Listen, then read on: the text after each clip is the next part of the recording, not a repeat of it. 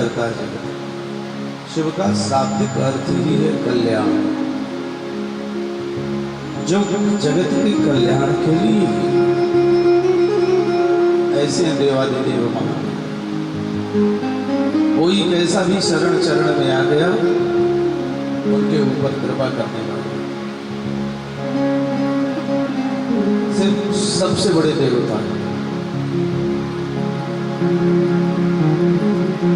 तुलसी माला कट्ठा थाली कट्ट में पहनने वाले राम कृष्ण के भक्त संदेह नहीं करता, इसलिए संदेह नहीं करना कि राम जी भी भगवान शिव का ध्यान करते हैं और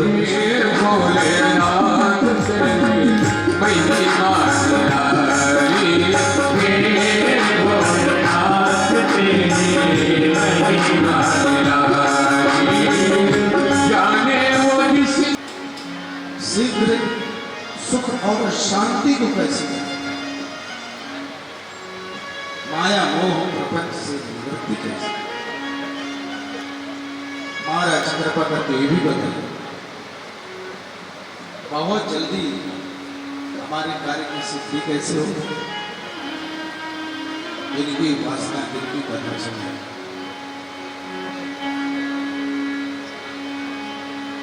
कलिकाल के कलुषित भावनाओं से निवृत्ति कैसे हो, भगवान शंकर कैसे प्रसन्न हो, ऐसी कोई कथा सुनाइए यह शांत मन को शांति भी मिले। सूत जी महाराज कहते हैं, कलियुग में सर्वोपरि श्रेष्ठ उपासना भगवान शिव। अविलंब प्रसन्न हो जाने वाले देव और उनकी कथा, जिस कथा को भगवान शंकर ने स्वयं अपने मुखारविंद से की, उनकी कथा श्रवण करने मात्र से जितने भी पाप हैं हमारे हर जगम संप्रति ही पूर्वा चरित जितने हमसे जान अनजान में पाप हो गए हैं उन पापों से निवृत्ति हो जाती है। भगवान भोलेनाथ बहुत जल्दी प्रसन्न हो गए। शिव पुराण की कथा ही ऐसी कथा है, शिव चरित्र ही ऐसा दिव्य चरित्र है कि प्रविष्टा करणारत ने आपने कथा श्रवण की कि जितने भी पाप हैं आपने इस काया को पावन करने का उपाय शिव कथा। शिव कथा गंगा में अवगाहन करने मात्र से ही समस्त पाप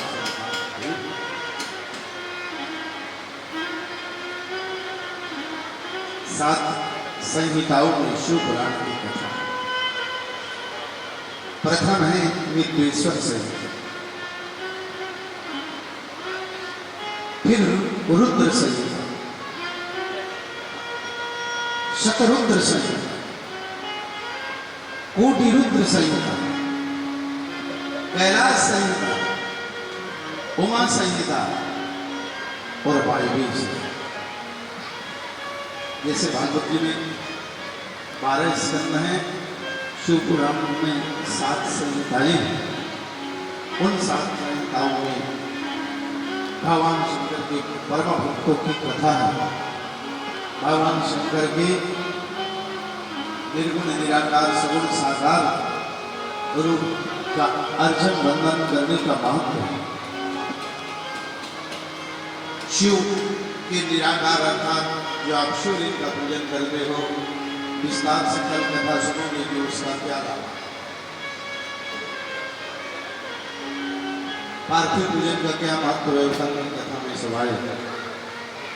तो भगवान शिव की 7 संहिताओं का जो श्रवण कर लेता है, पूरी कथा श्रवण कर लेता है, तो इस लोक में सुखी होकर के और शिव लोकों महीयते भगवान सूत जी महाराज कहते जगन्य से जगन्य परमात्मा भी पुण्यात्मा बन जाता है।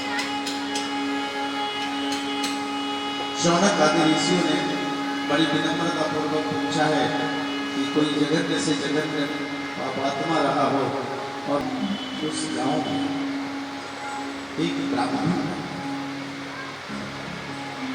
ब्राह्मण का नाम था देवराज। नाम तो बहुत अच्छा था, क्यों?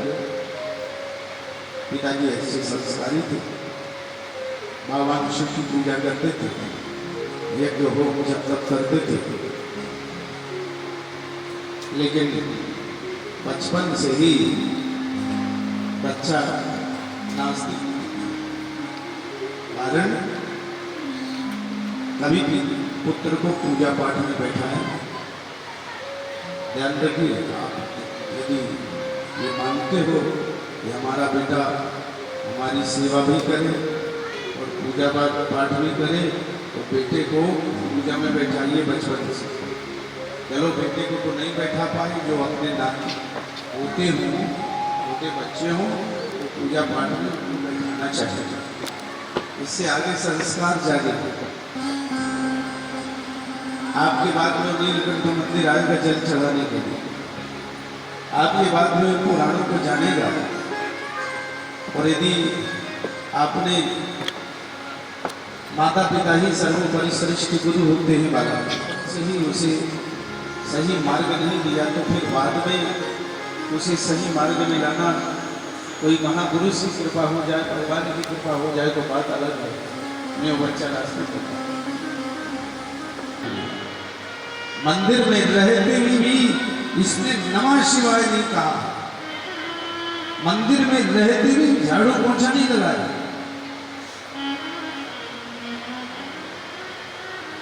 एक बार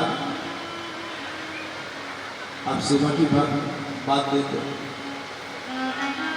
सेवा भगवान शिव की कितनी श्रेष्ठ मानी जाती है। एक व्यक्ति आवे मंदिर में दोपहर के समय, तो जब दोपहर के समय में सब लोग जल चढ़ा दे और पंचामृत चढ़ा दे, पुष्प बिल्व पत्र चढ़ा दे, और वो ढेर लगे, बंद हो जाए ना, तो व्यक्ति जाए तो भगवान शंकर का मंदिर साफ है, भोलेनाथ का मंदिर साफ करे, और कोई भी काम नहीं, केवल मंदिर साफ है। एक दिन शंकर भगवान ने कहा कि मेरे जितने भक्त हैं उन भक्तों को मैं कुछ देना चाहता हूँ। भैरव जी से कहा कि भैरव, भगवान शंकर के जो गण थे, आप सब जगह भक्तों को सूचना दे दो कि हम प्रत्यक्ष होकर अपने भक्तों को कुछ देना चाहते हैं। इस दिन देने का नंबर आया।